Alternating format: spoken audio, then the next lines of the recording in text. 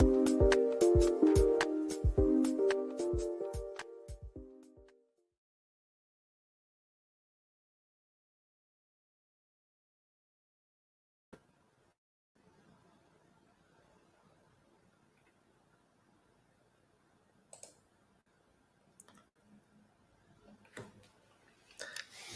and welcome to another episode of Football Talk Podcast. My name is Ozzie and I'm your host for today's show.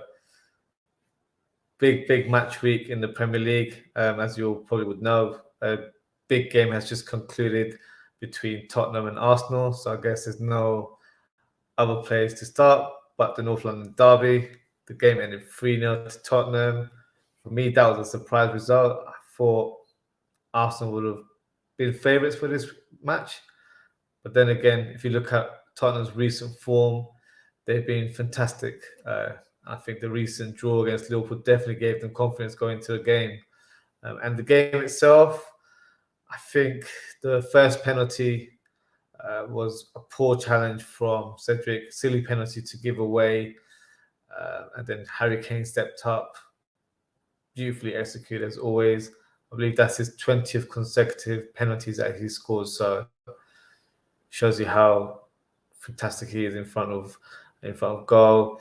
And then you've got Rob Holding, who pretty much played the role of a tough man in this fixture, where he was assigned to roughen up Son, the way it looked like, over aggressive than normal. And there were quite a few challenges where he could have been booked quite a few times. So the first one was definitely a yellow card. I think he had a challenge beforehand that could have been a yellow card as well. And then the ultimate second yellow card was a clear sort of elbow or forearm to the face. And that was his moment of the game where he was dismissed from the pitch. So definitely let his team down. I don't think he was smart in terms of how he played against Son. Son's a very clever player, so you have to kind of watch his movement, but not to give him too much space. So if you're in tight positions on the wing, for example, just give him that 1 yard to kind of, do what he has to do. But at the same time, you have enough space to cover and make a challenge. I think if you're too tight on him, then that's when it plays to his hands. And that's exactly what he did in this fixture. So clever play from Son. Not to say that he's trying to get the player dismissed or anything like that, but he's doing it to his team's advantage, as that tactic will get him free kicks and set pieces throughout the game. So clever play from Son, but naivety from Rob Holding in my opinion there. And then Son was on a score sheet and so was Kane. So the Kane and Son show again. But that puts Tottenham in fifth position still, but with 65 points. Arsenal is still fourth with 66 points.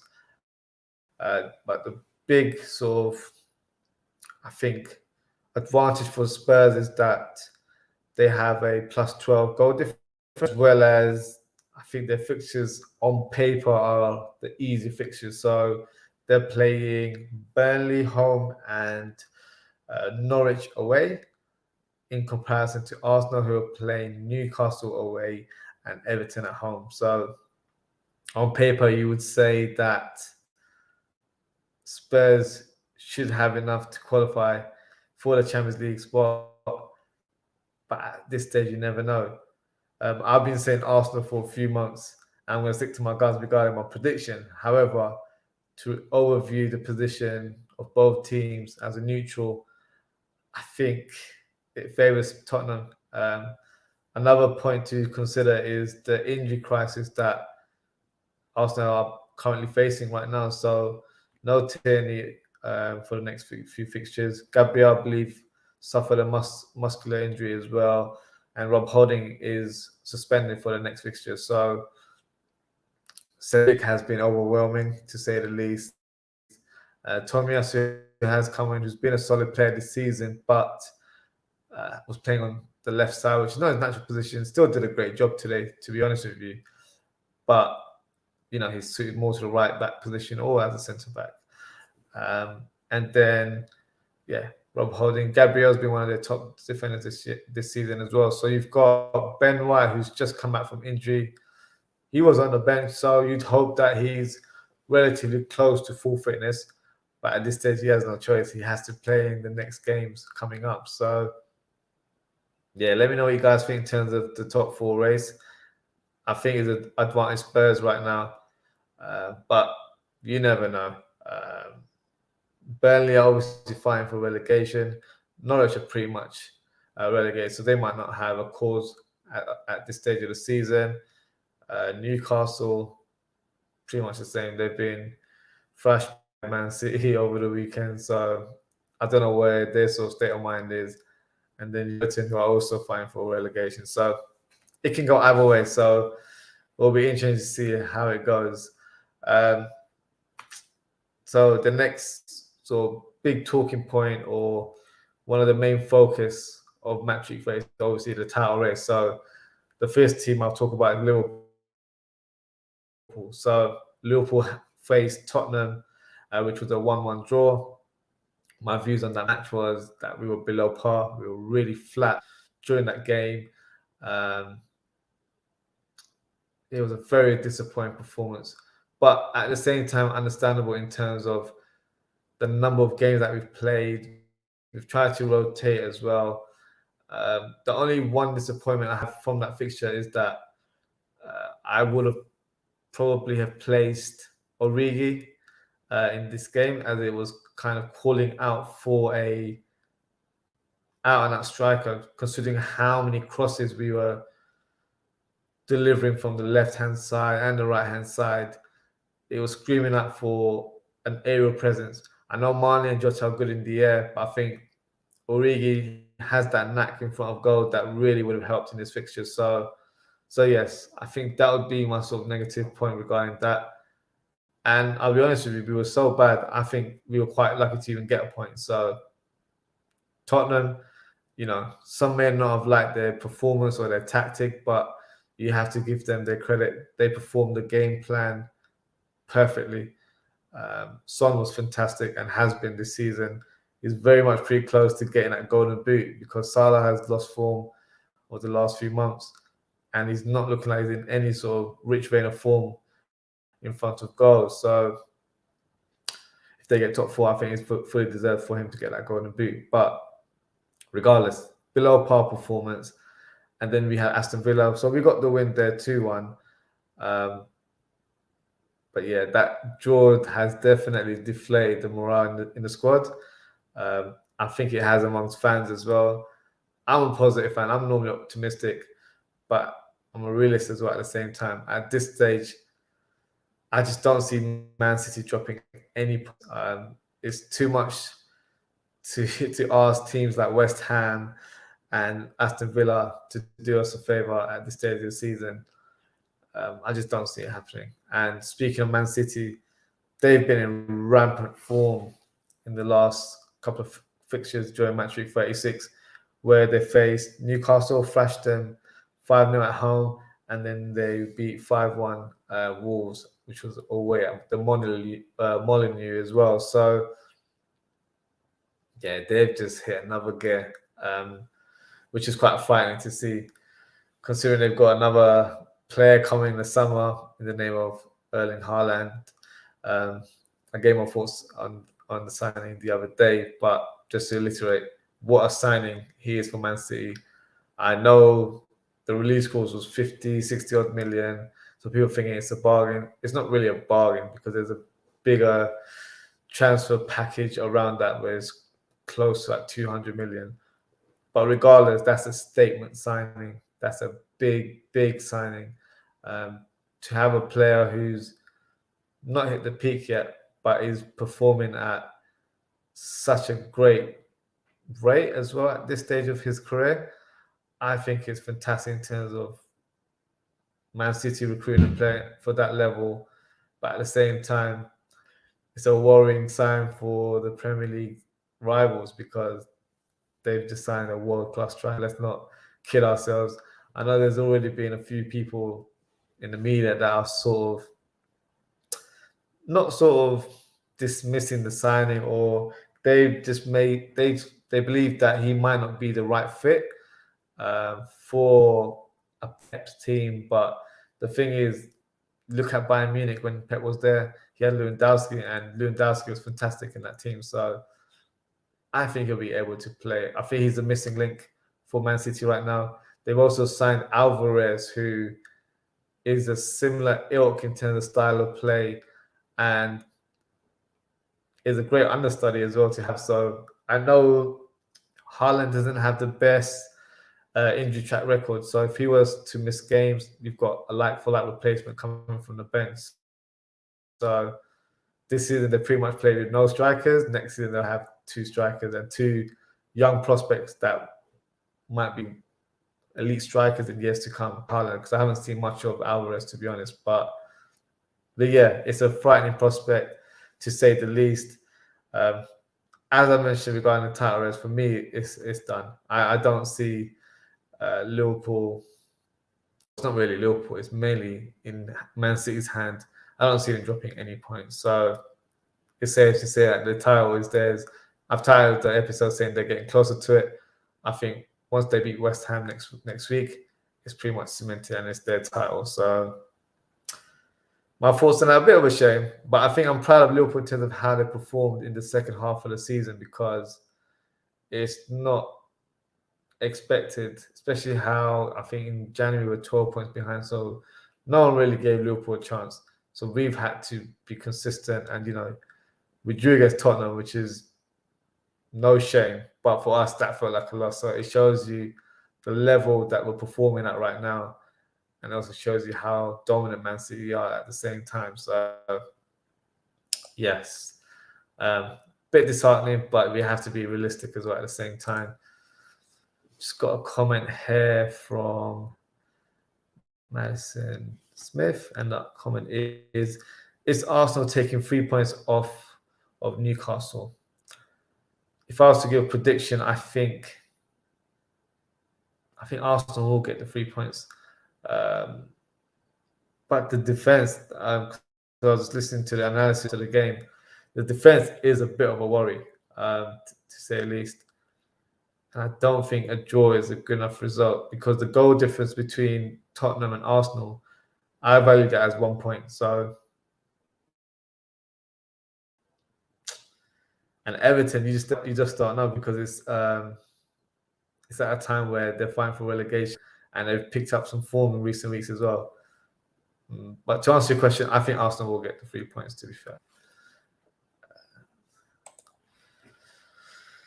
So yes, so that's my overview of match week 36. So what we can do is preview the upcoming games in match week 37. So quite a few games coming up. It won't be a double match week in comparison to this week. It's been so many games coming up that it's been quite hard to follow. I didn't want to do analysis of 20 odd games. I thought I'd just pick the big moments, the big teams that are fighting for something right now. And it goes without saying that the title race and the relegation zone as well. Actually, forgot to mention Leeds United. So Leeds United lost their last 2 fixtures. One was against Arsenal, ironically, and then the second one was against Chelsea. So that was their 2 hardest fixtures. And they've got, who do they have next? They have Brighton. So Brighton have picked up some form recently. And they've also got Brentford as well. So on paper, you'd expect them to get some points from these fixtures. I'll be honest with you, I think they're going down. Just the way they're playing, it just hasn't clicked. And it's unfortunate for the new manager in Jesse March, because he seems like a fantastic character.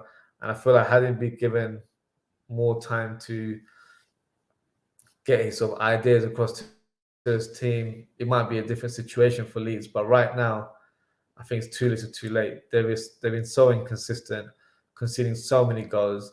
I know against Arsenal, they showed a bit of spirit and a bit of fight in that fixture, but I think it might be too little too late.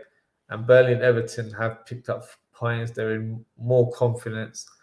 And I feel like if they're coming up, with their fixtures coming up, they may be able to get maybe a win between them. So yeah, it doesn't look like it's looking good for Leeds United, unfortunately, which is a shame because they are a big club. They've got great history and great fan base as well. So it would be a shame to see them go down, but it's the name of the game, unfortunately.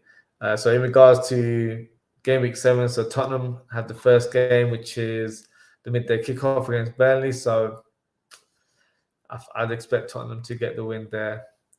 And then in terms of other big fixtures, you've got West Ham, Man City, which is a 2 o'clock kickoff game. I don't see West Ham winning or even equalising or drawing in this game. So I'm going for Man City win. And then Newcastle and Arsenal, I think it'll be a tight game. I'd probably go with 2-1 to Arsenal. And then Liverpool play on Tuesday. Liverpool got a big game coming up, obviously, on Saturday, which is the FA Cup final. My thoughts on the FA Cup final, confident, but it's Chelsea. So we've already played them in the Carabao Cup. I'm just hoping it's a better encounter, as the last one wasn't the best of games, wasn't exciting for the neutrals. But for us at this stage, I want to try and win as many trophies as possible. So if that can be trophy number 2, that'd be fantastic. And then in a couple of weeks' time, we've got Champions League final against Real Madrid, and I'll hopefully, God willing, will be trophy number 3. So I know people have already sort of dismissed Liverpool's season in terms of, they were in a great position to get the quadruple. For me, it's not a failure. I think it's a fantastic season. If we're able to win 3 trophies, yes, it's not the traditional treble, but it's a treble regardless. It's 3 trophies in one season. Then we'll have other upcoming finals to play based on winning certain competitions. So we'll have a Super Cup in the summer, and then we'll have a Club World Cup later on this year as well. So another 2 trophies to win there. So yeah, for me, if we're able to win 3 trophies, it's a magnificent season. Don't get me wrong, I would be a little bit disappointed that we couldn't get that quadruple, because we've never been in a position where we've been in all competitions. In previous years, we've probably been knocked out in the FA Cup 3rd round or Carabao Cup, because our squad has been great over the years, or we've normally played our youth players. This year, we've got fantastic quality within the squad, and there's a great chance for us to do that. But we're going against City, who are arguably one of the greatest squads in Premier League history. So it's a tough ask, don't get me wrong. And plus, we've always been playing chase up since January, so it's always a difficult task to try and get ahead of them. But nevertheless, let's see how the season goes. I don't want to speak too much, as we've got, the 2 cup finals. Who knows what happens in cup finals? It's a game of luck as well at the same time. So yeah, we'll see how that pan out. And then obviously back to Liverpool, our fixture against Southampton. I'd be confident to get the win for that one. And then we've got Chelsea and Leicester as well. Chelsea, hit and miss in terms of their form. Obviously, they're probably trying to secure that 3rd spot. You've got Lukaku coming into some vein of form right now as well, which is good. Probably not the best of timing. They probably would have liked it to be a bit more prolific over the course of the season, not towards the end, but it is what it is, I guess, in that regards. But yes, that wraps us for today. So thank you for tuning in. I will be back next week for another live episode where I'll be doing an overview of the big moments or big matches during match week 37. I will be doing the episode next Friday, which is the 19th, I believe, at 10:30 p.m. UK time. So if you haven't already, please don't forget to like, subscribe to the channel, and hit that notification bell so you'll be notified of that next episode that appears next week. So again, thank you very much, and I hope to see you all very soon. Good night.